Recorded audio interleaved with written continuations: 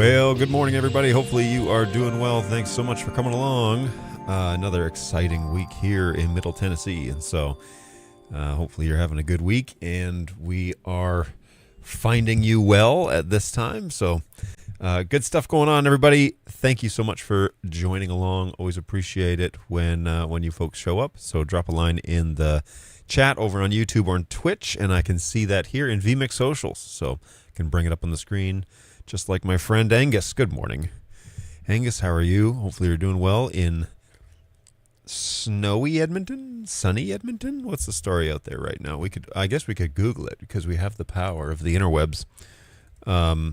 Let's just go ahead and look up maybe you're not even in Edmonton right now. Edmonton, Alberta. Ooh, it's a balmy 42 degrees. Today with sun going up to 50 with a 4% chance of precipitation. So watch out. That 4% is going to get you. Exciting, though. And here it is, another unbelievably beautiful day in Tennessee. I assume that the bugs are coming at some point, but they're not here yet. Yesterday, it was... we went to the park with the kids after school, and it was 78 degrees at the park. So we went for like an hour-long walk just to get out of the house and, man, like get rid of this, some of this winter depression that always sets in when you're stuck inside. It's too cold to go outside and do anything nice. So yesterday the windows were open in my house, and the fans were in the windows bringing in the fresh air. And although it is 20 degrees cooler today, you better believe that is still happening, because this Canadian doesn't mind, 55 degrees feels pretty good. It really does. I'm in shorts and a t-shirt today, and it feels excellent. So good times.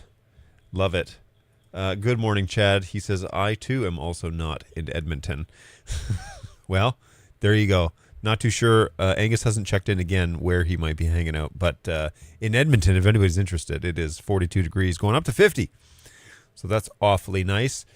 Here in the sticks of Tennessee, in Middle Tennessee, it is currently 55 degrees. We're going up to 64. It's nice and sunny outside, zero chance of rain.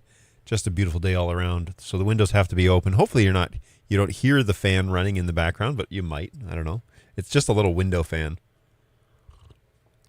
I tell you who else really likes this cool weather is that old vMix machine that I still have running that runs this camera. It is running 10 degrees cooler right now, which is great because it sits right underneath that window that's bringing in all that cool air. So, yeah, 10 degrees cooler on the vMix, the old vMix machine. It seems to enjoy the cooler weather as well. So, I love it. I don't have to heat my house. I don't have to sweat in my office because I've got two massive machines running. Don't have to do any of that. It's all nice and cool here in the bonus room. In Middle Tennessee. So good day, great day to be in Tennessee. So today I wanted to kind of talk about something that I've been tasked with quite a long time ago. And actually this is the third company that I have been tasked with figuring out what we're going to do with our main email provider.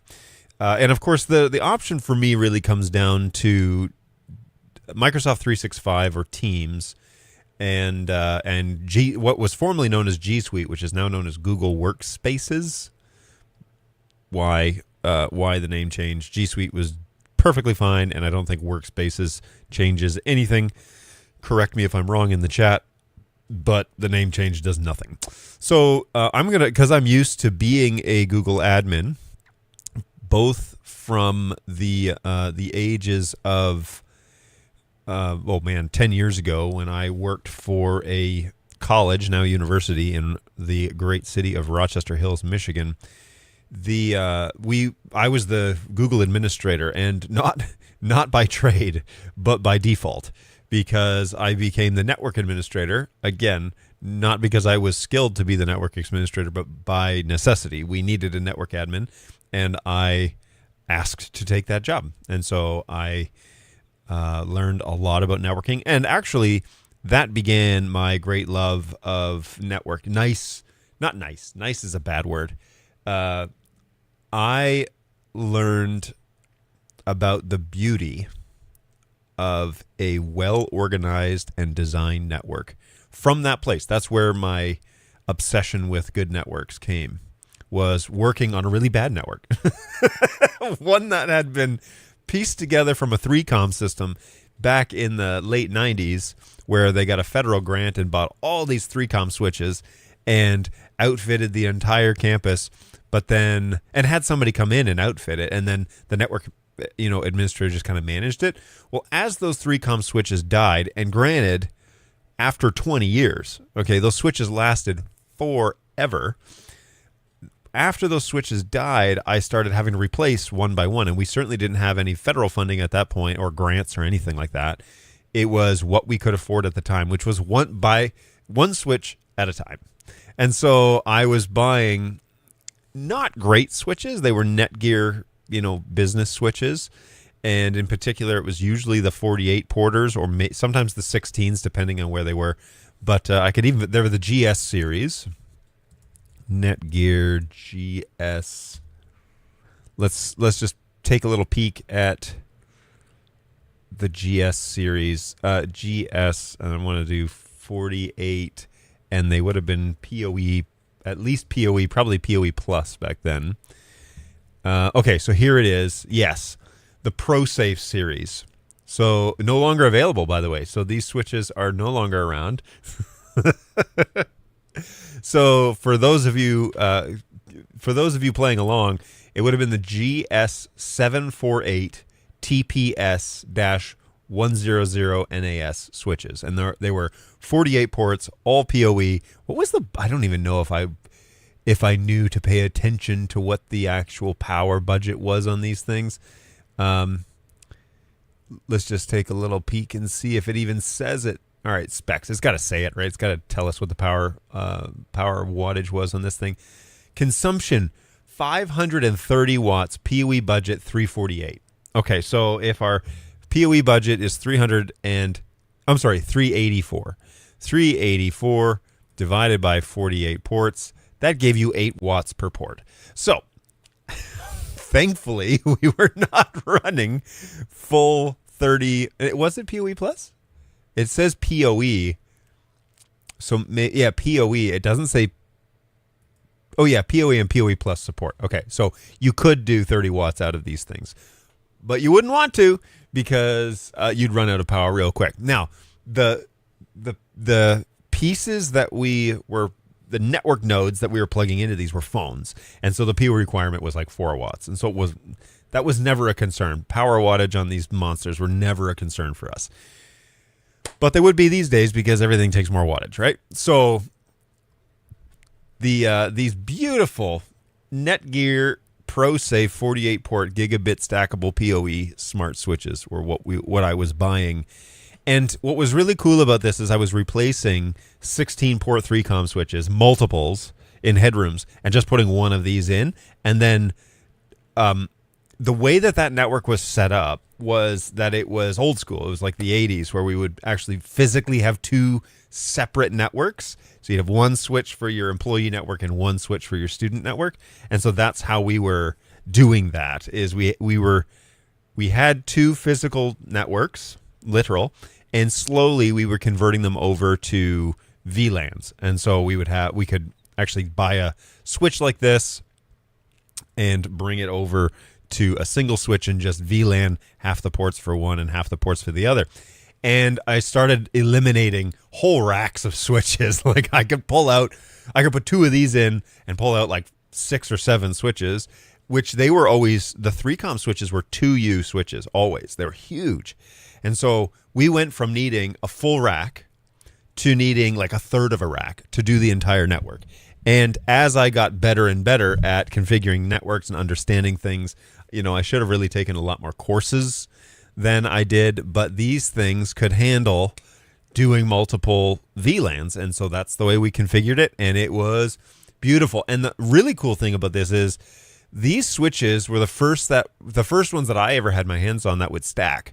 And so you could literally connect them together and stack them, and then they would all operate as one, big network switch. So it was really cool to do all this. Hey, what's going on, Randy? Good morning. Hopefully you are doing well. Heyo is right. Hey, sorry, I had to wander off. Angus says I am actually here now. Excellent. I was always happy to have you back. We were asking what is the temperature in Edmonton right now. According to the interwebs, you are at a balmy 40 degrees. Whereas I am at 55 down here in Tennessee. We're waiting for the tornado season to start, which probably isn't for another month, but that's the thing that makes me nervous. Hey, I certainly take more wattage. Yes, all of the things take more. I don't think I could get away with how much wattage does a Raspberry Pi take? I think it's more than the phone system that I used to. We had a 3-com phone system, which is where it all kind of came together. We had a 3-com phone system, 3-com phones, and then and we had to buy like refurbished phones. We had a really good rep from a VoIP phone company-ish that used to install them, but he would get all these recovered, or refurbished. That's the one. Refurbished 3-com phones, and we would buy them at a ridiculously cheap price to keep our aging phone system afloat. I have no idea what that school uses now for a phone system, but hopefully it's not 3-com. If anybody knows, let me know. My weather station actually says 6.5 Celsius. Okay. Yeah, that is pretty brisk. Not brutal, but let's see what the liars at the over here on wunderground.com. Yeah, they say 7 degrees Celsius. So feels like 6, it says, but currently 7. You're going up to 10. So hang tight. Hang tight. Good times. All right, so my love affair with Beautiful Networks started at that wonderful educational institution. And I got into cleaning up like rack spaces and whatever. And there was tons of work that I never got to because I just never got to it and didn't get the funding to do some of it. But our but our server room, which was like our main, where everything came in, where all of our servers were housed for the most part, until we kind of diversified that a little bit because we were focused on disaster recovery. But anyways, I cleaned all that up, and I did the same thing in our server room as I had been doing kind of around the headrooms. And so I think I actually have a photo, if I'm not mistaken. I have a photo of the finished. I didn't take a picture of it before. Let me see if I can pull up any photos. Let's see, what year would that have been? That would have been like 2015, somewhere in there. Maybe 2016. I had a very young child at the time who is now double digits. Time goes by quickly. Maybe not 15, maybe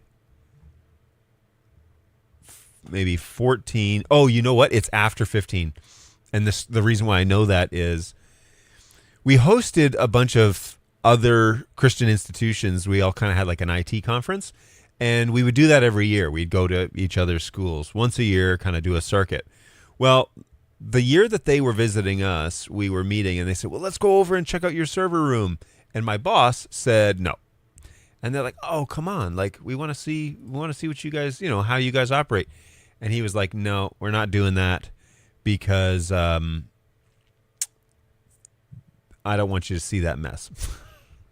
So in early 2017, I think, my mentality changed right then, because I said, under no circumstance should the head of the IT department be ashamed to show the server room that houses most of our technology. And we weren't a huge campus, right? So we didn't have like massive server rooms or anything like that. We just had small ones around campus.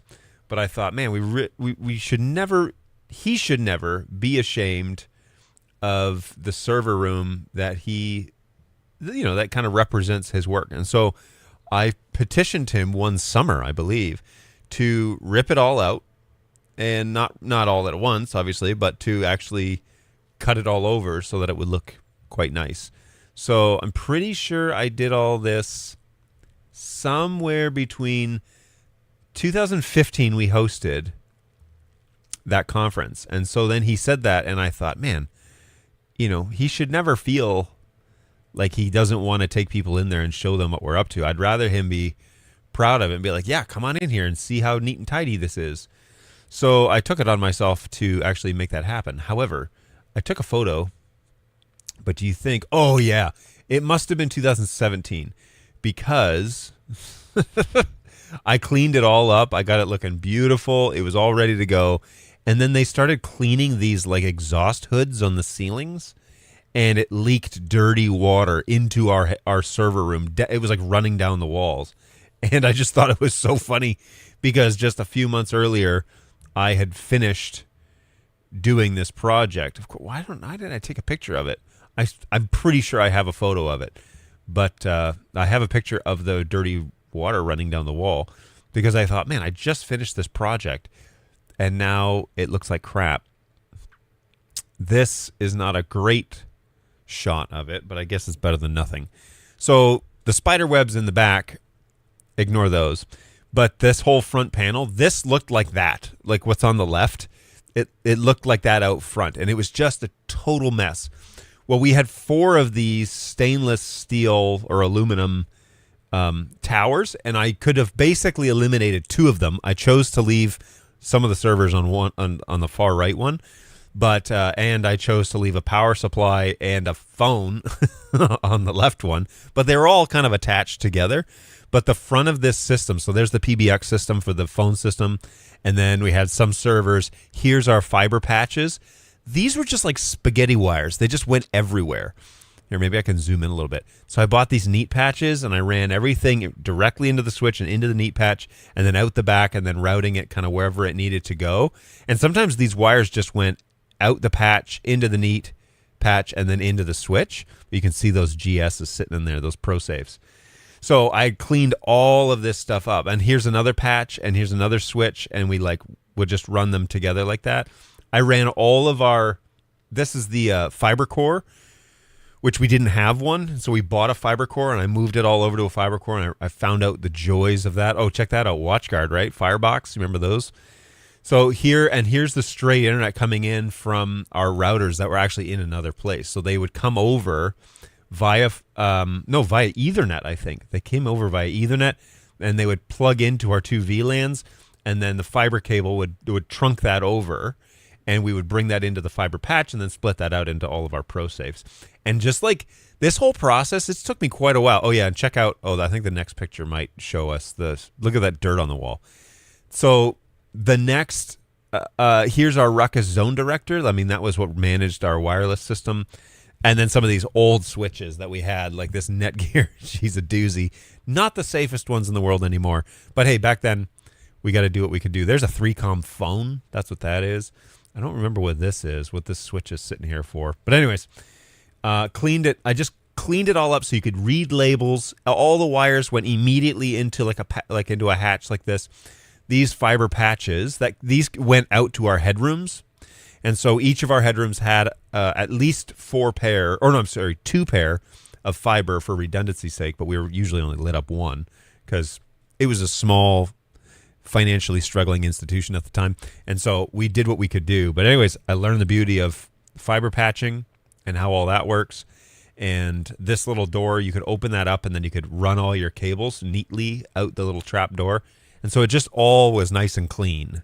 And I got kind of obsessed with the way that this looked I got kind of obsessed with that. So that was, that's a bad picture of the rack. And then the irony was we did all that, and I actually put up a notice that said, keep this area clean. Like, don't put all your crap, like, don't fill our server room with a bunch of garbage. And then like a few months later, they started cleaning the roof, and it started running down the walls. So they were cleaning exhaust hoods that were on the roofs, and so they were spraying water into them, and then they weren't sealed, and so they would leak, and they leaked into our.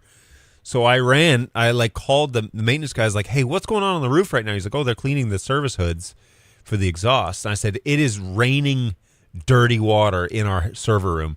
So we walked in.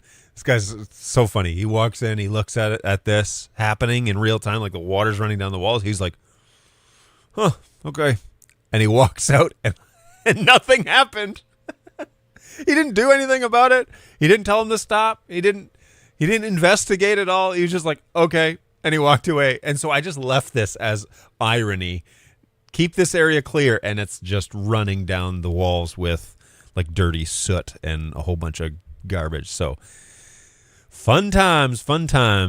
Dante compacts only take almost 3 watts. So there is that. It is pretty dreary out, but it sure beats the negative 20 that we were having a couple weeks ago. It's true. We had snow days a couple of weeks. 2 weeks ago, yesterday, we had a snow day for our kids here in Tennessee. Yesterday was 78 is the high that I saw.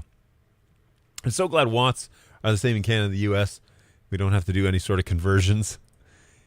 Yeah, no kidding. I love the idea of Dante intercoms. Definitely seem like a hefty investment, though. It's true. My old 2-wire party line system has been a pretty modest investment. Dante comms? That sounds awesome. I never thought of that option. Yeah, we've been using them for years. There's a couple of different brands, and recently sold some kidneys to get the FreeSpeak Edge with Dante for wireless. Oh, that's cool. Ew, that's nasty. Hey, WatchGuard, I'm a fan. I mean, I had to learn how to manage firewalls at that school, and that was it. When I took it over, it was a mess. I don't know if I cleaned it up at all or not, but we definitely did. We did some scary like redos and wiped everything out and started over. It had basically just accumulated policies for 20 years, and they just kept exporting and importing them into the new devices. And it was just so bulky. People hate the software system, but I love it. A friend of mine runs a small IT company. He's on an out-of-town trip doing a rack cleanup and redeploy right now. This seems fitting. I agree. That took me, I don't know, like 2 weeks or something like that, because we also had people working, and so I couldn't just turn it all off and redo it. I had to be very careful about what I turned off, when I turned it off, and it was several after hours jobs, like 5 o'clock. I would start like moving things over, and yeah. Hey, yeah, those walls, yowzas, yeah, they were a doozy. Hopefully, they got them cleaned. I don't know anything about the IT infrastructure of that school anymore. It's been many years since I've been there. I haven't even stepped on foot on campus in 5 years, and now that I live down here, I doubt I'll be there anytime soon. So that was a doozy, and I just thought it was hilarious that I had spent so much time getting that rack all cleaned up, getting it all ready to go, and then a few months later, like, disaster struck. That's just how it goes. Here's another spaghetti wire situation that I cleaned up. This looks like it was in a building on campus, but it was kind of like out in the boondocks. So, or maybe this is in the basement. This might have been one of the basement headrooms, but it's basically just a box on the wall. And I just took all of the patches and tidied them up, and then ran them all into see though, like, this whole rack was full with the 3Com stuff, and I basically took one switch and put all of the employees on the 48, and I had a 16, which literally was running 2 wireless access points, Ubiquiti Ruckus, and yeah, that's all that other Netgear switch was doing. And so very easy to do. I think this switch was already there, whereas this top switch would have been new. And then the fiber comes directly into it. Very simple design. I really did like this, this actual neat patch unit, other than I didn't care for the name neat patch. I thought that was tacky and silver letters. But I could have put 2 of these in here. I could have put one in between these 2 patch panels. But these are physical punch down panels, and so you're like punching in, on the back with the Ethernet cables. And so anytime you move them, it gets a little dicey, because you really don't want to any of those little copper cables to come out because it's a pain to troubleshoot. So, what does that say? Monitor, auditorium. Oh, this is auditorium. No. Anyway, it doesn't matter. Location doesn't matter. But similar idea is so that when you walked in there, it looked at least tidy, right? It looked like somebody had spent some time working on it. So, good times. Let's see. Maybe I had the location wrong. Yes, quite possibly 2017 would have been the summer of 17. Oh, here it is. That's the one. Yeah. Okay, so this was the final product, and way better. all four of these racks had things on them, and they were just spaghetti wired all together, and that was kind of the final product. And as you saw in the other photo, I did actually even end up cleaning this up a bit to just make everything have a home. And that was my first crack at it. Like, this was the first thing, my first time of doing any sort of cable management or anything like that, is like cleaning it up. And yeah, it was great. No, that old PBX system, I don't miss it at all. 3Com. Yeah, good times. I don't think they're running that system anymore, but I took a lot of these types of pictures. I don't know why. But anyway, yeah, I was pretty happy about that. Imagine if a company named their cable management the "Don't Look In Here" product. Yeah, that's kind of how we feel, right? Sometimes we don't want to necessarily share. This is very long removed, and so I'm sure that things have changed over there. But yeah, it was great. It was really good to clean that up. Let me catch up here. Okay, we're good in the chat. No, today's non-sponsor, of course, brought to you by, as you guessed it, Ember Mugs. Keep your, let me see if I can focus on that a little bit. Yeah, there you go. Ember Mugs. Keep your coffee hot and your creamer curdled. As always, folks, keep it on low setting if you're using half and half or any sort of sweetener, because you're going to get a nasty film in about 15 minutes on top of your coffee. However, at 125 degrees, it's a slow build, and I can usually drink my coffee at that pace. Ember is still not an official sponsor of this show. Maybe when I hit stardom, they'll want to have something to do with me. But right now, we're just friends. Hey, today I want to talk a little bit about a project that I have going on, because I kind of went off on a networking rant. But I have been the administrator for the accounts of 3 different companies. Over at Rochester, when I worked for the university in Michigan, I was the corporate systems guy for BirdDog, and now I'm kind of in charge of accounts here at Safe Harbor. And all 3 of them are varying scales. For example, at the university, we had a lot of dead accounts, and we had a lot of people that were using them as alumni.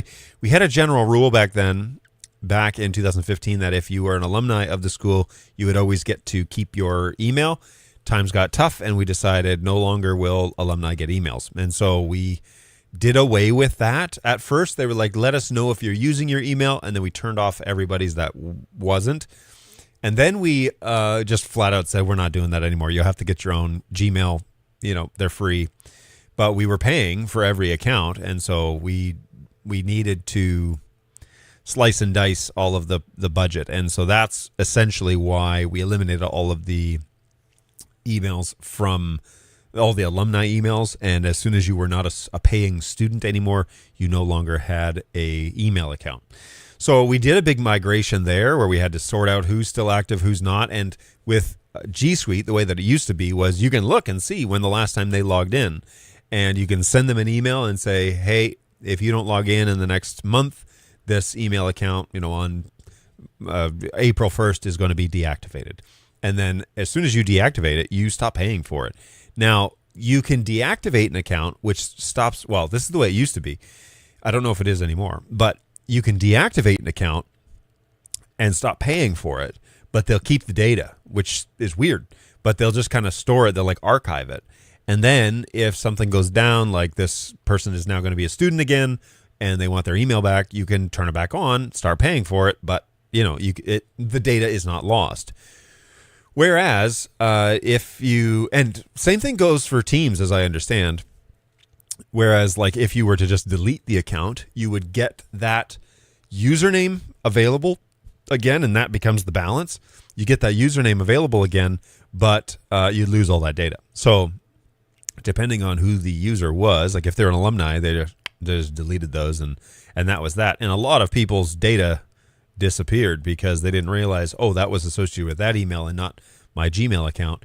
And so they lost access to it, and that was the end of it. But they were given ample warning that, hey, we're going to turn this off. And if they weren't checking it, then game over. So, and then we had people emailing us saying, hey, I had an email. Can you turn it back on for a second? I need to get something out of there. And we're like, no, that account is gone, erased from the ether. So there is a difference between deactivating accounts, having deactivated accounts if you're looking to just archive information. And for data retention, that's probably what you want to do. But, if you're paying for every account and you want to clean it up, then getting rid of accounts is probably the other option. Now, what I really like about deactivating accounts is you can hire an employee, you can give them a temporary email, even if it's a part-time employee, you can definitely hire them and pay for an account. But then as soon as they're done, you can deactivate the account, stop paying for it, but retain all of that. So if you need to hire them again, like a contract, for example, if you have a contract-based employee, then you can give them back their account and it becomes active again and all their permissions are still there and it works pretty well. So I do like that as a way of managing accounts. So then I moved over to BirdDog, and BirdDog was a great time in my life. I really enjoyed working for those Australians. It didn't come without its challenges and frustrations, but I was the head of the support department, literally the head of the frustration department. And so that was to be expected. And I lost more sleep than I should have in hindsight, but it was a good job for me, and I did what I could with it, and hopefully someone is doing more with it than I could have ever done in my absence. So the BirdDog, when I went over to them, I was a G Suite administrator already because I was coming out of the university and I understood my way around G Suite, which is what it was back then. And so they asked me to join them. So Dan, Mile, and at the time Eamon were the administrators inside of G Suite. And so we were kind of working together, and I asked them for permissions because I knew my way around, and they trusted me with it. I was an IT guy, so they were like, okay, like I guess we can see if we can trust this Canadian. And I ended up taking over most of that responsibility. So anytime we'd hire a new employee, they'd just shoot me an email and say, hey, here's the new person. Please create an account, yada, yada, yada. And I didn't get it down to a place where, like, eventually we hired we hired Candace, we had Barry, we had a whole bunch of people that were working in the actual employee realm of like creating positions and hiring and really, letting go. And we had a team, and I never really got a good system down with them where like a form they could fill out when they have a new employee where they just submit it and I get notified and I could just create it. We never really had that. I wish we did because it would have made life a lot easier, but I did work really well with Candace and with Barry. And so it was usually just a quick email. They'd shoot it over. Hey, this guy starts on this day. Please create this account and turn it on that day. So no problem. Pretty easy. So when I started with BirdDog, I started becoming like taking administrative privileges from the company and doing them. And I got in there and started noticing we were paying for accounts, email accounts, for basically what would have been group accounts. And so inside G Suite, you can create redirective, groups. So, info@bird-dog.tv. If you emailed that, it used to go to an emailed inbox, and guys would log in to that inbox. Well, they were paying for like a whole account, which was at the time, I think it was $10 or something like that. So it wasn't breaking the bank at all, but it certainly wasn't necessary because the beautiful thing with groups, and there are various ways of doing this, but you can just have a forwarding email. And so it goes from info@bird-dog at, and then it bounces off of that and goes to all the people in the group.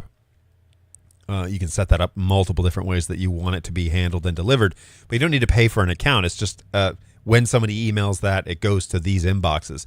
And you can even have it flagged as this is from info at instead of just your regular email inbox. Now, that works if the people on the other end understand that they're going to be getting emails from other email addresses, meaning that I'm not emailing you personally. I'm not sending it to john@bird-dog.tv. I'm sending it to info@bird-dog.tv.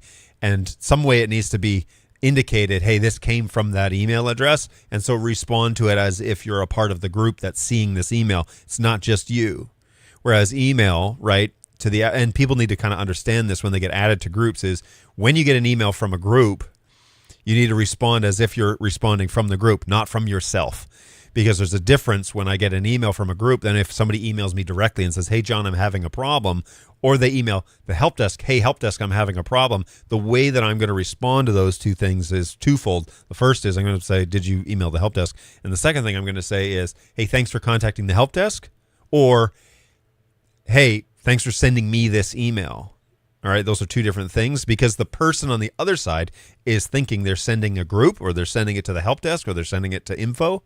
Whereas if they're sending it to me directly, they may write it directly to me and be like, here are some things that I would not like others to know that I'm sharing with you in this email, compared to info at is, hey, everybody at info, I want you all to know this information. So you do need to kind of understand how that works before you start assigning people into groups. And you probably should, as an administrator, brief the people that you're putting in groups. Hey, you're joining this group. If you get an email from this group, from a customer or from a client or something, be sure that you're responding on behalf of the group, not just on behalf of you.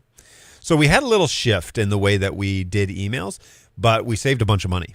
And so we probably saved a couple $100 a month, which turns out to be $1,200-$1,500 a year. You could give that to your IT guy. If he saves you that money, that's great. You could send it his way.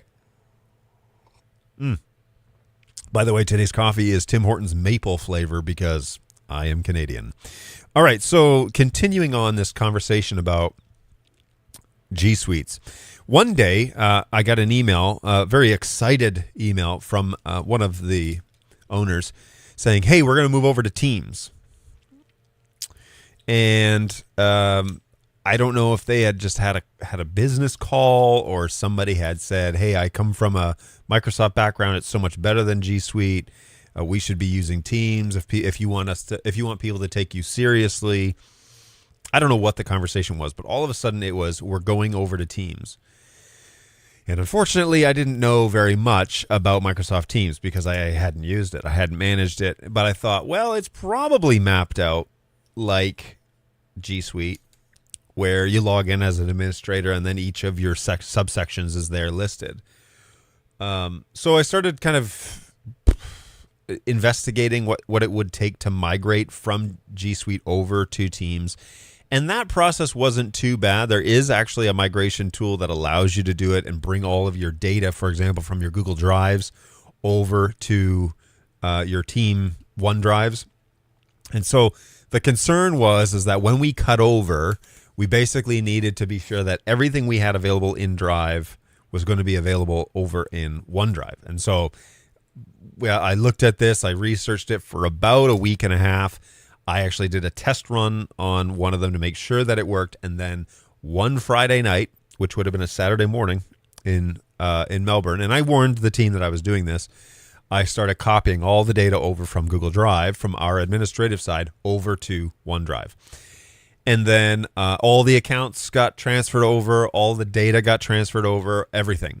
And then using I can't remember if it was a third-party tool or if it was a Microsoft one, but anyways, moved it all over, checked everybody's credentials, and then sent everybody an email, because you have to move the domain over as well. So the domain, if you're john@birddog.tv or bird-dog.tv, if that's going to a Google domain, you've got to reroute that now to a Microsoft Teams Microsoft Teams domain. And those emails, when they go to there, need to go to the Microsoft domain and then move it over. So we had to start way up the river and bring the domain start directing the email domains over to Microsoft, and then make sure those certificates were right and all that, make sure everything checked out, and then going the next step and migrating everybody's data over, which you can actually do prior to that. So you bring all the accounts over, you bring all the data, you copy it all over basically, and then you throw the switch, Cloudflare or whatever it is that you're using, you throw the switch and you redirect all the mail now away from G Suite and into your Microsoft account. And then once you throw that switch, you send yourself an email from an outside email, and you see if it goes to your Microsoft account and not your Gmail account. And thankfully, I had done enough research to do that all successfully, all in one go. So when I moved it all over, then I sent everybody a message through a third-party app that we had, and just said, hey, your new account is here. You're going to get a welcome email and a set your password email. Please follow those instructions first thing on Monday morning, and then check your drive and make sure all your files are inside of your OneDrive. So we did that. And on Sunday night, I was sitting awake at like midnight, waiting to hear from whose hair was on fire and where I had screwed up. And I'm proud to say that I had 0 accounts missed. I had transferred everything over. It went super seamless. We, of course, kept our Google domains for quite a while, and just to make sure that all that data was accessible. So it wasn't like one and done. We weren't dead in the water or something didn't happen. But just when people went in and they logged into their Microsoft account, is everything there? And sure enough, everything was there. The migration tool worked perfectly. We moved over, I think at the end of the day, it was a couple, like 30 or 40 accounts at the time. So it was a fair bit of work, but it worked out perfectly. And that was such a great, I was like, I felt so good about that because it worked out perfectly. Sorry, I just want to send a message to a guy. He's standing in a spot that I need him to do a check. So the question is, after this whole big saga of everything, and I'll check up in the chat just real quick in a second. We migrated over, didn't have any issue at 30, 40, 50 accounts, I can't remember, and all of these redirect emails, whatever. Well, it gave me a chance to kind of go through and clean up everything too, right? Like, hey, we're not going to pay for an account for info@bird-dog.tv or something like that. We're going to redirect that to a group, and you're just going to use your inbox. And you can filter those messages in your inbox if you want to, have them all in a folder instead of in your major inbox. So it worked out beautifully. And I learned, the biggest lesson out of this that I learned is that Microsoft admin is the worst. It's terrible. It's so bad. The management behind it is so stinking bad. The way that you set up emails, the way that you set up accounts, all that stuff, it's not intuitive. It wasn't 2 years ago, a year and a half ago. It's not intuitive. It's cumbersome. It's clunky. When you make a change in one module, it doesn't reflect it in the next. The left hand doesn't talk to the right hand. It's terrible. And I hated it. And ever since the day we moved over, I advocated to move back to Google because it was a mess. And I don't know who thought we would look more professional using Microsoft, but we definitely didn't. So there's that. Yeah. It's the truth, though.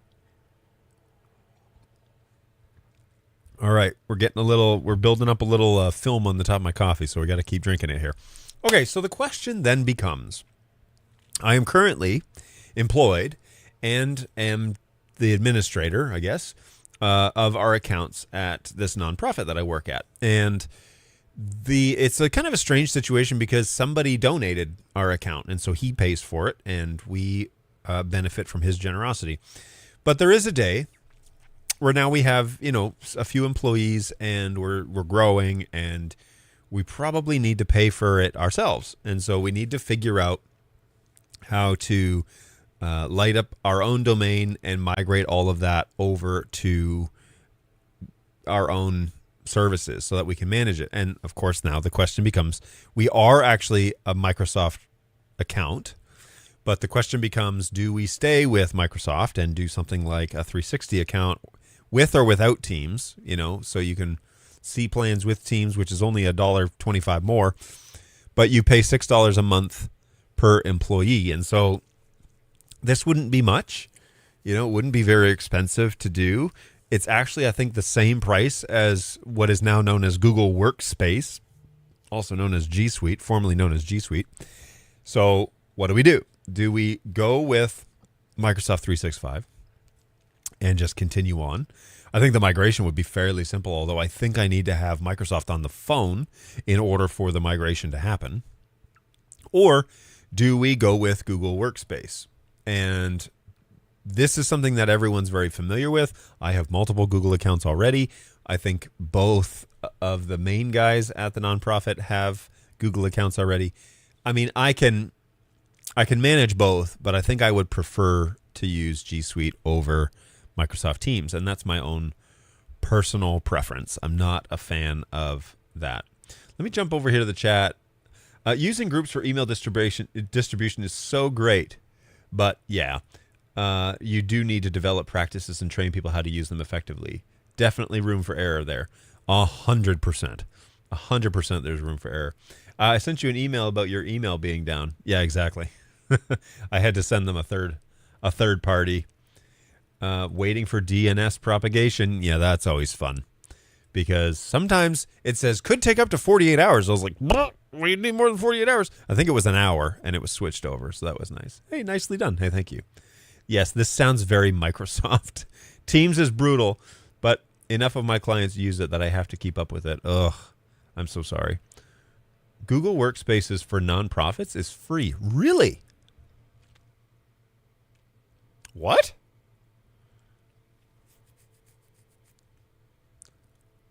Really? Small businesses, nonprofits. Oh boy. Google Workspaces for nonprofits. Be more collaborative, productive, and effective with Google Workspaces for nonprofits. Help a nonprofit collaborate. Compare plans. Workspaces for nonprofits is $0.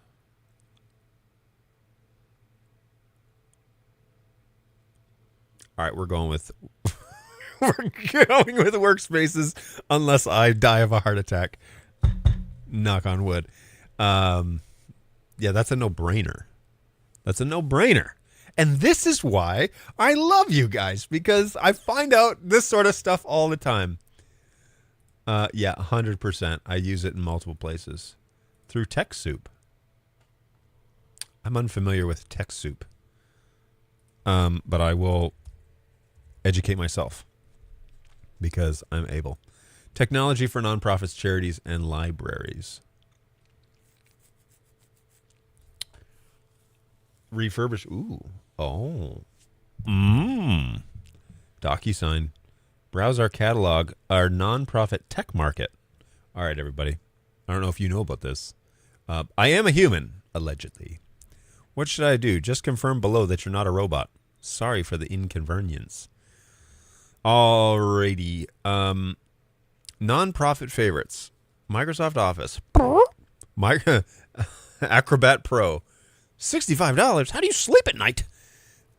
Servers and gear. Lenovo discounts. Dell discounts. Refurbished computers. Tech support from TechSoup. Managed IT services. Consultant connection. Interesting. Very interesting. I think maybe max 300 accounts, but unlimited email addresses and groups. Interesting. TechSoup. Get donated software or services for not-for-profits. I love Teams, says UnUTV. I have no issues with anything related to it. I support an all-cloud 365 environment. So I find that the back end of the administration stuff just sucks. It did, at least. Maybe they cleaned it up. Maybe they changed it.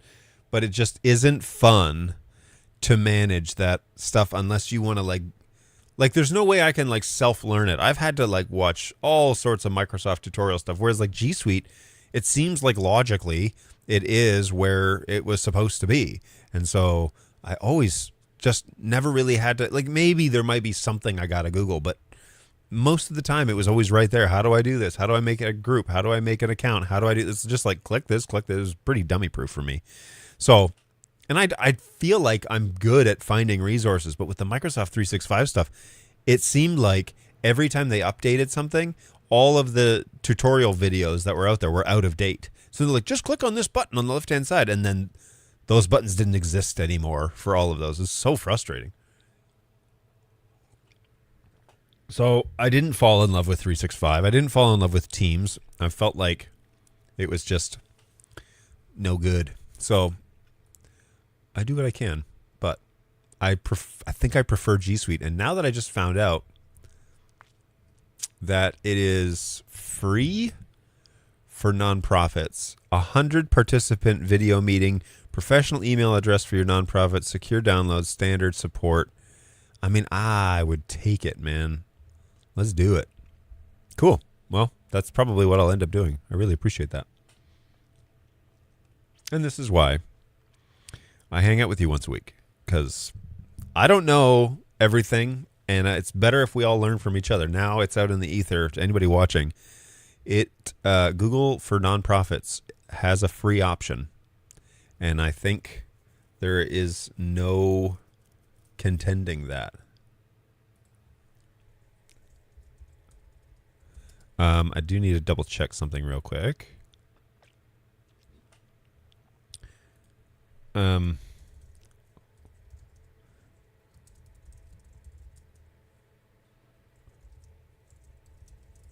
My coworker is at the soundstage. I lost connection to my Google Remote on both of those, and I'm not too sure why.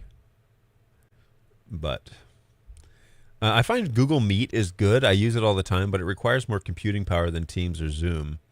Gmeet? What is that? Is not efficient. Also, I wish Gmeet had an app or a program and that it wasn't browser-based. Gmeet. That sounds terrible. What a terrible name. Gmeet. Gmeet? Gmeet. All right, anyway. Let's go down here and see what they're saying about Gmeet. What enhanced meetings? Let's see. They're not calling it Gmeet, but was that formerly, obviously, Google Meet is what you're referring to. Appointment schedules, get started. Man, I want to cut us over to Google right now. So I wonder what, I know that there's also a migration tool from Microsoft over to Google, but I need to figure out where our domain is hosted, because I'm assuming that the guy has control of our domain and our emails. Google's philosophy is that they want your experience to be the same on any device. As long as you can log in through a browser, their stuff will work on any device. Oh. I also believe Google Drive shared drives have unlimited storage for nonprofits, which personal drives will still have a limit. But not anymore. They're now limited to 100 terabytes. My goodness. That is a massive amount of data. I mean, not in the video world, but it's... What the...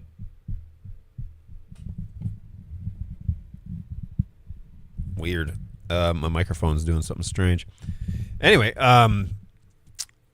so yeah, is anybody still an administrator for G Suite or Google Workspace? How is it? Yeah, Google Meet. Okay, here it is. Try Meet for work. Gemini is taking notes. That's cool. Connect with others in more ways. Meet on any device. Yeah. Oh, look. Google Meet app. Available in the App Store and Play Store, or connect from your computer browser. So is that what you were saying? Yeah, Google Meet now does have an app, according to this. Here. Right here. So allegedly there is an app, Randy, so maybe check it out and see if it's now available. High quality video. Enjoy up to 1080p video quality, studio lighting premium feature, and add a stylized background. Oh, so fancy. Noise cancellation. and live captions. That's kind of fun. Do more together. Collaborate. Yeah, Google Docs. Plan it out. Calendar. Love it. And ideate together. Office party themes. Enjoy every moment. Stay safe. Keep recordings. Meet longer. A premium feature. So if we go solutions, nonprofits, the nonprofit program, engage your supporters using video with the YouTube nonprofit program. What does that mean? Tap into virtual global audiences, inspire, fundraise through video, connect with your community, educate how the nonprofit program works, discover how nonprofit program help organizations, and what is this? Google Ad Grants? Track donors, raise awareness of your organization, recruit volunteers.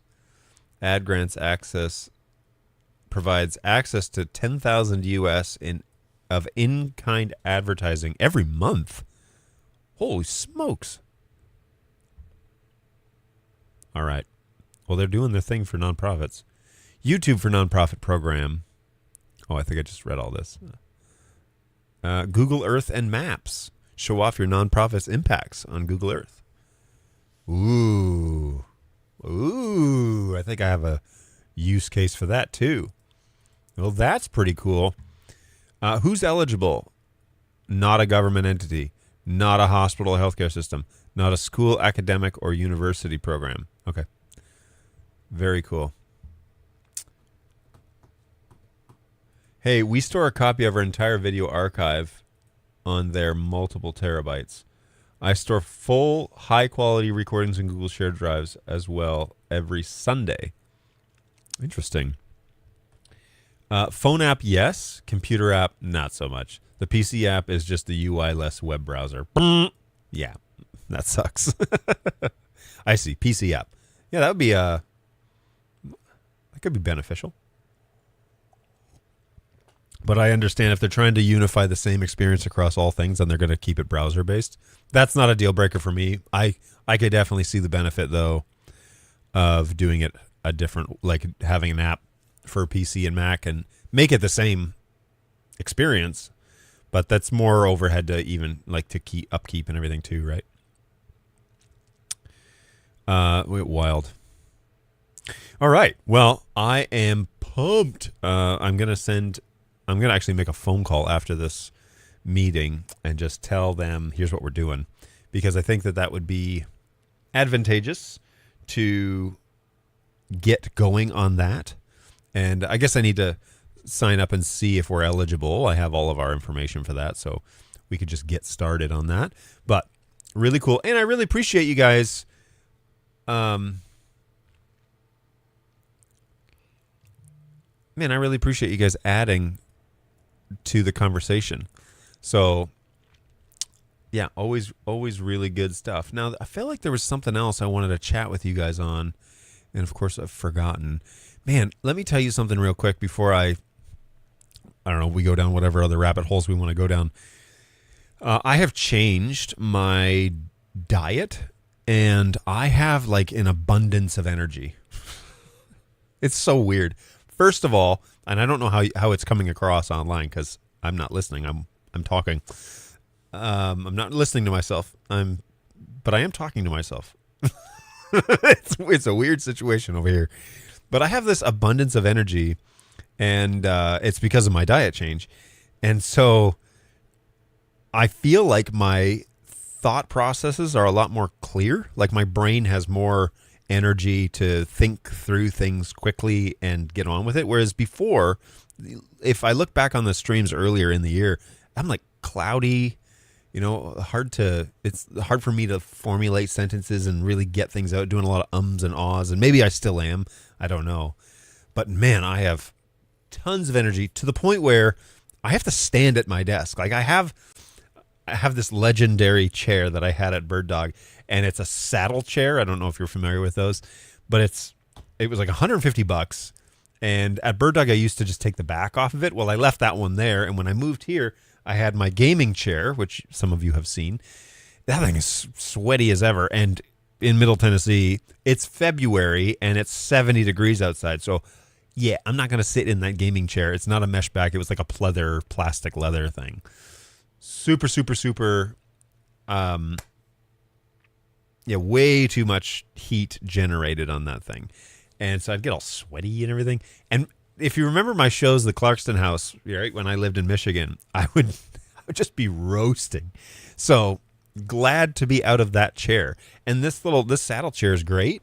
It's a little, like, it forces you to sit up or else it's uncomfortable, which is kind of nice, and has fixed my posture in multiple, like, so that my back doesn't kill every time I'm done working, because I do sit here for 5 or 6 hours a day.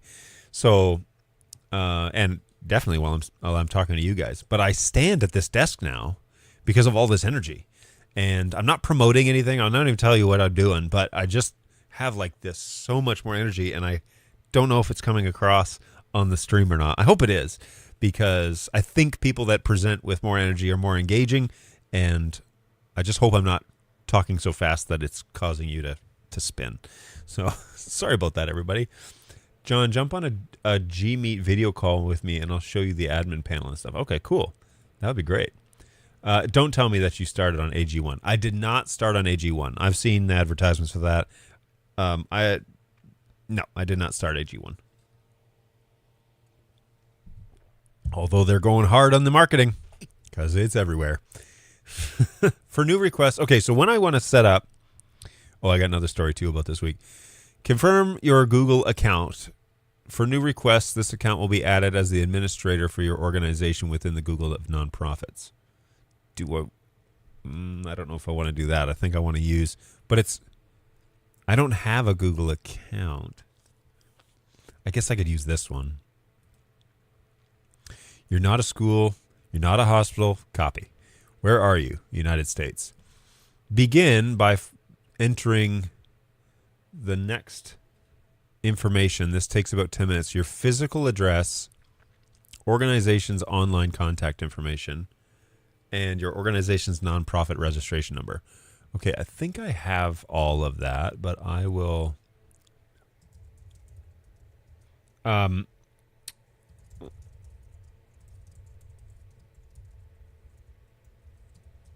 I might even have that information. Oh, you know what? I have it.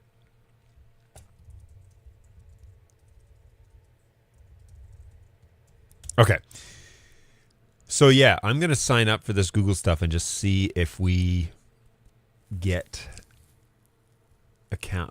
approved, because I would love to bring it over, all of our stuff over to Google and be done with this Microsoft crap. Anyways, last story about this week is on Tuesday I had a dentist appointment, and I used to have a really good dentist in Auburn Hills, which was just down the road from the Bird Dog office, and Dr. Joe, he was great, knew me. I don't know if he knew me well, but he's certainly personable, and I certainly paid a lot in his office because I had a lot of work done. Well, we moved to a small town here in Tennessee, and so the dentist is a small town dentist, and the beautiful thing about it is they're far more... They're not necessarily business oriented all the time, which is the other dentist office I was at was very professional and had all the latest and greatest. And man, I felt like I paid for it every time I went in there. This place, it does not have all the latest and greatest. It is definitely a small town in the middle of Tennessee, but the dentist there has been a dentist for 40 years, and she did great. So I had a couple of fillings done. I almost had a little drama with one of them because it was in my wisdom tooth, which I still have. It was in my wisdom tooth, and she got cleaning out the cavity and was like, I'm really close to the root here, so this may need to just come out. And she said, I'm almost tempted to take it out today. And I was like, whoa, that's fast. But she said, let's fill it and see what happens. If you have pain, you need to come back. We'll take it out. So she filled it, and there's no pain. So hopefully that's a good sign. Hopefully it means that I don't have to have that wisdom tooth extracted, and we can go on our merry way with my cavity filled. I did find out that they don't do crowns on wisdom teeth. They just extract them. So there's that. Let's jump back to the chat real quick. It's hard. The harder it's advertised, the less trustworthy I feel. Yeah, I would rather discover something on like a trusted, like a podcast or something that I trust, and not get the marketing material from like, it seems like sometimes, especially like AG1, all of a sudden everybody's promoting it. Every podcast, it's all over Facebook, it's all over YouTube. I'm like, what is going, like they must have just gotten a new marketing budget because they're pushing it like crazy, right? Create a new Google account with your church email so you don't convert your personal Gmail to a paid account. Okay, well, we actually have a church email in Gmail, which was one of the originals, so I'm going to use that one. It makes sense, too, because that would be the more generic. That would be the more generic way of going about it, so we'll use that one. All right, what have I forgotten, missed, something, anything? NAB is on its way. Let's go. This is going to be so much fun. I'm going to be there. And unfortunately, I found out Tom Sinclair is not. He's one of the guys I like to check in with. And he said it's just not going to work out for him this year. So that's a bummer. But I am going to be there because I want to see what's going on. In particular, I have filled out the registration, so we're all ready to go. But we have, we got our hotels, we got our flights, and we're going to go for a couple of days. We're going to fly in on Saturday, and we're going to fly out on Tuesday afternoon. So the show won't be over by the time we got to leave, but 2 days, 2.5 days to see everything. That will be enough for me to run the circuit, that all the things I want to see. And then what, you know, so I'm assuming actually the first day we're going to hit all of the places I want to see. I need to see about 24 booths. But who knows? Who knows how long that will take, and who knows how long I will stop and talk to friends in the industry. And if anybody finds me, I'll certainly spend time doing that. So that is the plan, is I'm going to walk around. I am going to take a bit of a recording rig because I'm going to use it as a training opportunity for my other full-time tech guy and how to shoot video. But also I'm going to put some stuff up on this channel while I'm there. So hopefully by then we will have some good content to share about being on the floor at NAB. So if you can't join us live at NAB, you can't join me, then definitely stay tuned to my channel because I'm going to try and post some stuff that week.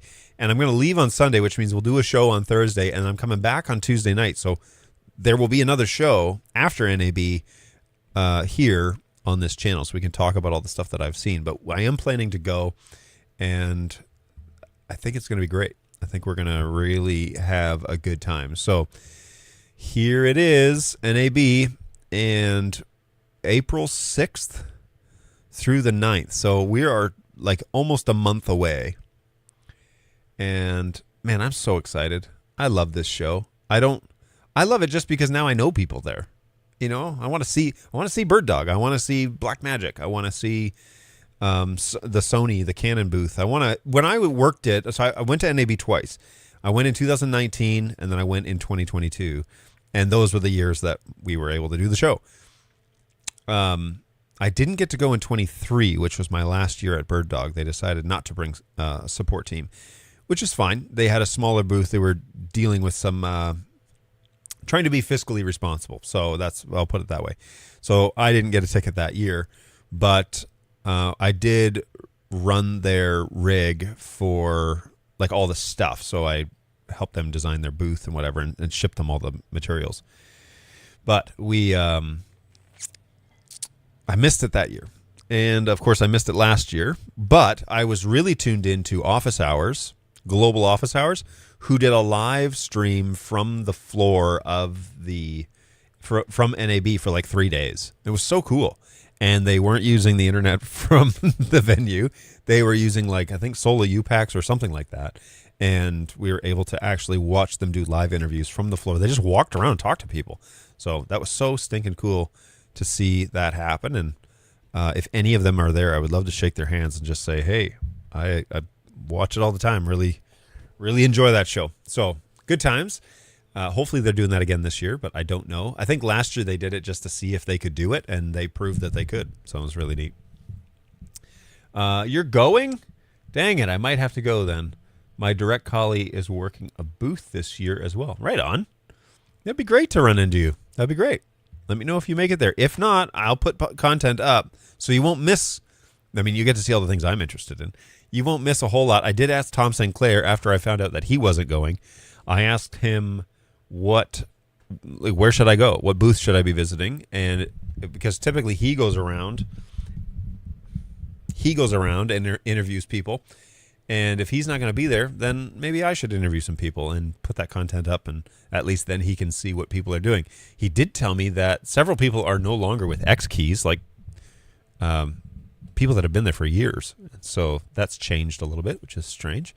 But I will be interested to see who's there, who I can see, and just kind of enjoy the show and get a chance to walk around and enjoy Las Vegas convention. And then I'll probably be cutting video. I'm going to eat my meals and cut video in the evenings. So that will be my life for a couple of days. I'm going to try and get a laptop between now and then, just 1 month.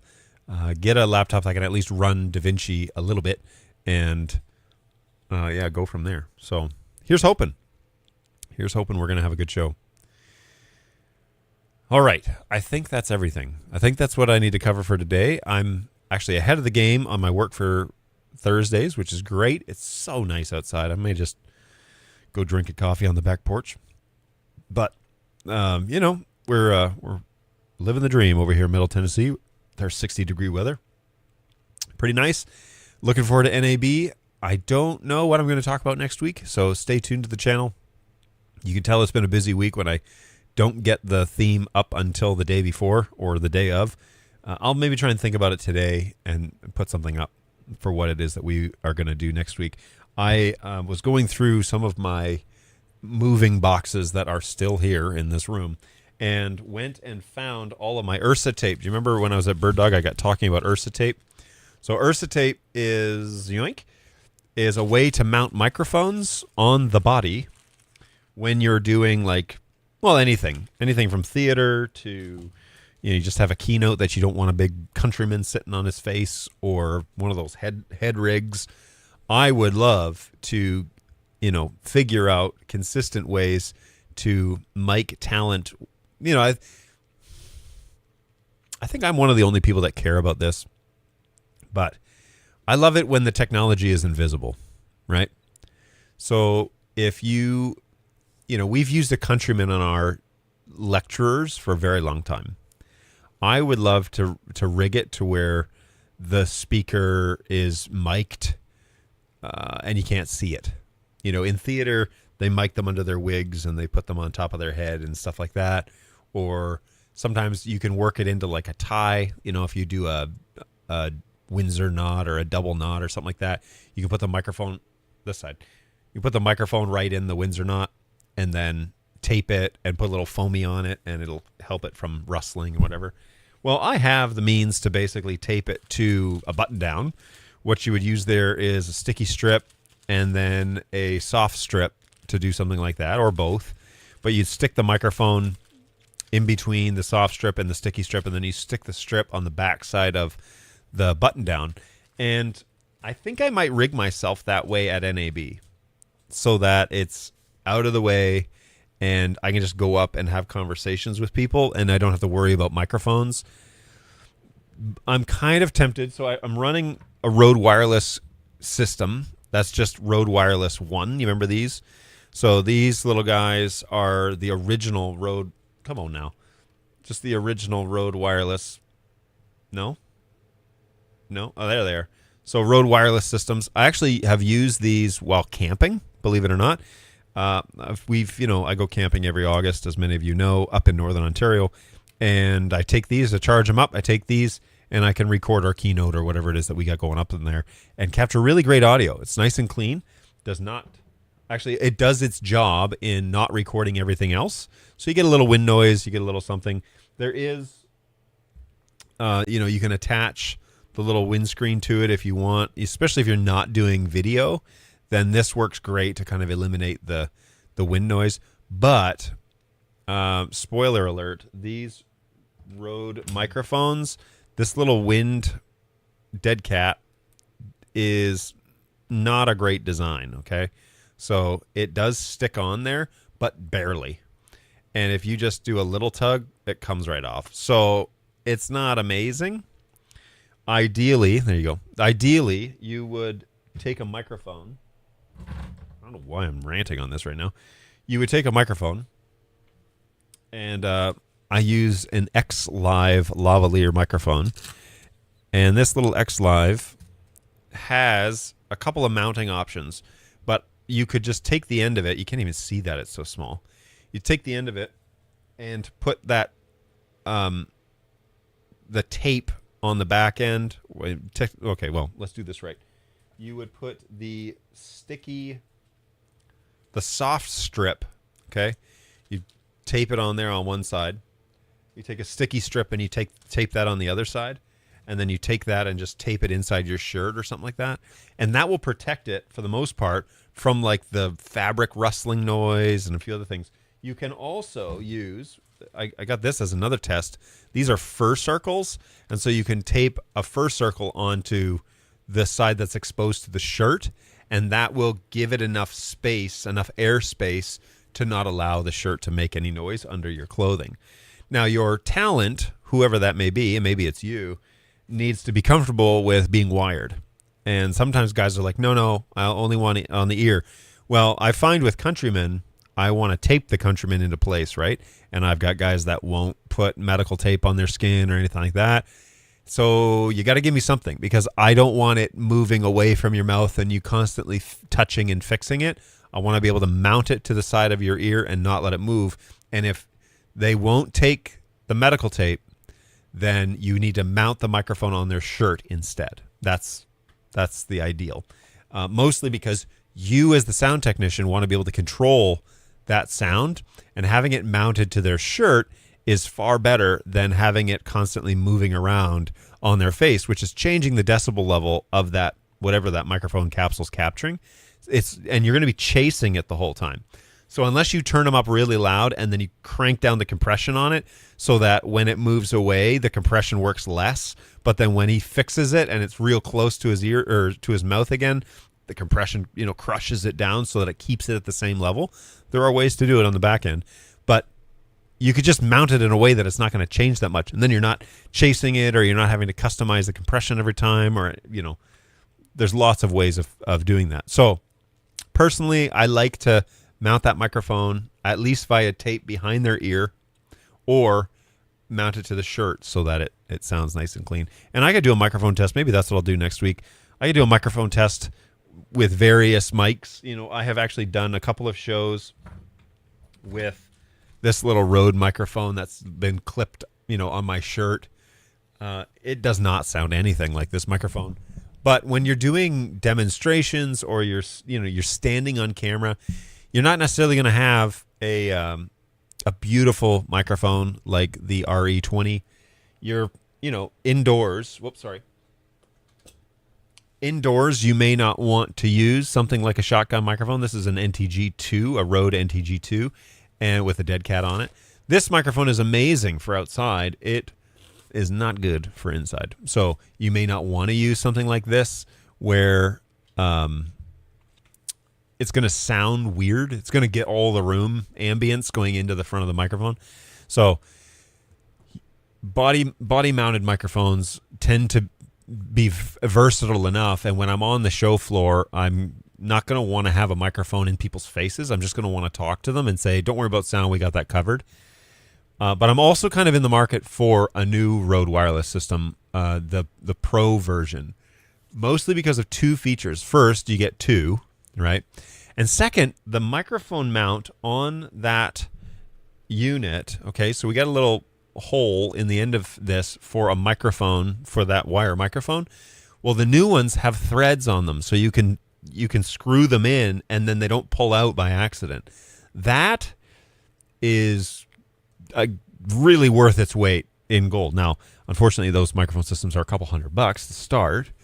You can buy one that is $320, and it's their Pro model, and it comes with two lav mics, and so maybe that's something we do. But, all in good time. We'll find out. You need to put up a giant British lawyer wig on your lectern. Yes, big enough to hide the RE20. Oh, that's great. Have you seen the interview handles for the Rode Wireless? Yes, I hate those things. The newer ones are a bayonet mount. They hold on nicely. Really? Do you mean the new Dead Cat? Let's head on over to Sweetwater, everybody. And why not? Sweetwater Rode Wireless. Yeah, I don't like the little microphone thing that people are using, the wireless accessory. I don't really care for it too much. A little more pricey on Sweetwater than it is on Amazon, by the way. But let's just have a little look-see. So this is what I'm looking at. Let's get a look at these guys. Let's view all pictures. Come on, we got a picture of just one of them, right? Look, I like the little charging case. Okay, here's the back. So this is the onboard microphone, but then this is a threaded mount, which is really nice. Really nice. I see. I want to see the tops. Can I see the tops? Hey, oh, there it is.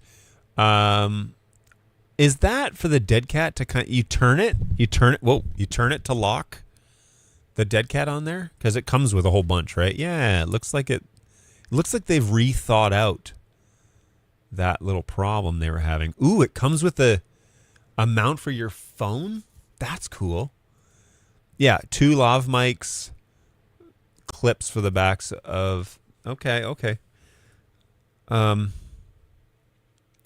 Yeah, and one of the things that I like about the lav things is I have, upon a recommendation from you guys back in my Bird Dog days, I have one of those magnet mounts. And so that's really convenient. But if we could just clip, if we're at NAB, who knows if I'll have money to do this, but if we're at NAB and I just clip those on, here, clip that on the presenter and then mine's wired, that would be fast. Here's your microphone clip and then let's just talk about your updates. Something like that would be great. Yeah, really cool. Is that mono and stereo? Is that what that is? Must be. Mono. Oh, stereo as in mic 1 is on left, mic 2 is on right. Fascinating. Cool. I bought the Rode Pro. I'm definitely a fan. Yep. The Pro units are pretty solid. Step up. Lav magnets are fun. Yes. Where is mine? I actually quite like it. However, my X5, is that what it's called? Yeah, my X5 microphone is so thin that I had to wrap a little piece of gaff tape around it in order for the magnet mount to grab it enough. So I don't know where that mount is. It should be here on my table because I don't move it off of here, but evidently I have. So yeah, I do like this. The Pro. There's also one more. There's one system that's less than this one. Is it this one? Go 2, Go 3. That's new. What is the difference between the Go? What's the difference here? Whoa, what is that thing? That's weird. It's like a charging dock. Yeah, it looks like it. One cable to charge them all. Not bad. Not a bad idea. So I don't understand, though. This looks very similar to the Pro system. What's the difference? Can I compare products on this site? No mic, no problem. Convenient rechargeable battery. 1 receiver, 2 transmitters, lightning cable, USB, charging hub, carry pouch, windscreens. So it just looks like you get less stuff. It doesn't. Oh, here. Compare this item. Why? No, stop. Not the 2. Line of sight. Same. This is all the same as the previous version. All identical. That's interesting. But if we go here, do we compare down here?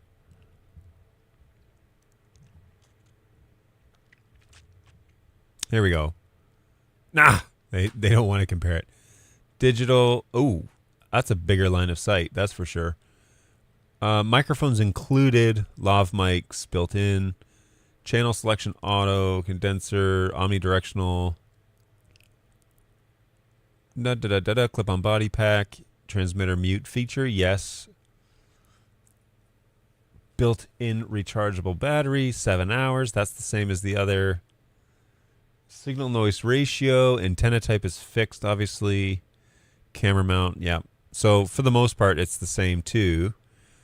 I don't understand. Maybe.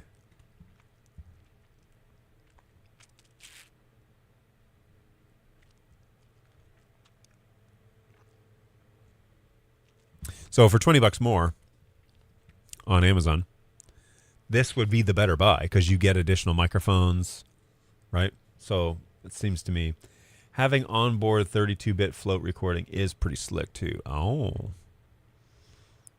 Yeah, that's cool. What is it that you're doing with the 32-bit recording? You'll be amazed at just how clear the Wireless Pro delivers your sound. With paired with the included omnidirectional pre-polarized lav mics, you'll benefit from high-fidelity recordings within an ultra-wide. Yeah. So this seems to make the most sense. Like if we're going to go, into NAB, it would be good to have something like this. 7 hours is a very long time. That's certainly the entire time we'd be on the floor. So, pretty cool. I'm a big fan. My sad piece of this is if I get that system, I'm going to have zero use for this system. So, might have to sell it or something. But it has been a good little system. Now, I could still take it into the woods when I only need one. But it has been a good system. I do like the onboard display and everything of this guy that basically just gives you instant feedback on what it is that battery levels and signal levels and everything.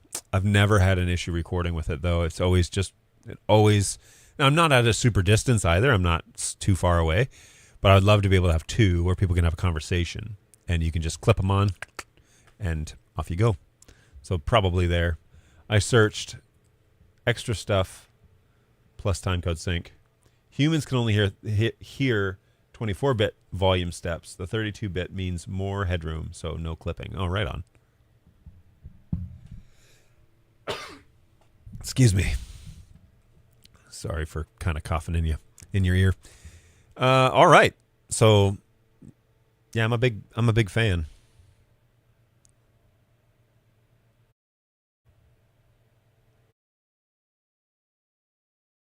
Sorry, I found my mute button this time.